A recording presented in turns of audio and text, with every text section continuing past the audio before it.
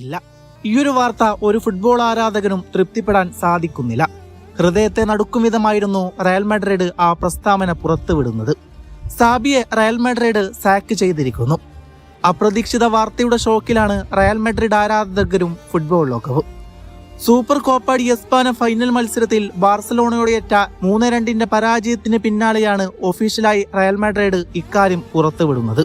Buyer Leverkusen വിട്ട് ഇക്കഴിഞ്ഞ ജൂണിലാണ് loss ബ്ലാങ്കോസിന്റെ ചുമതലയേൽക്കുകയും തോറ്റുകാര കാണാൻ കിണഞ്ഞു പരിശ്രമിക്കുന്ന റയലിനെ പൂർണ്ണസ്ഥിതിയിലേക്ക് കൊണ്ടുവരാൻ സാബി നിയമിക്കപ്പെടുന്നതും. റയൽ മാഡ്രിഡ് പോലുള്ള ഒരു ക്ലബിന്റെ പരിശീലക സ്ഥാനത്ത് സാബി അലൻസോ എത്തുമ്പോൾ അതൊരു സാധാരണ നിയമനമായിരുന്നില്ല.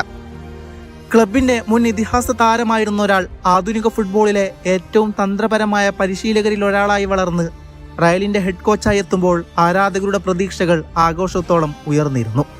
എന്നാൽ ടീമിനെ കരകയറ്റാൻ സാബി തീർത്തും പാടുപെട്ടു എന്നതാണ് ശരി.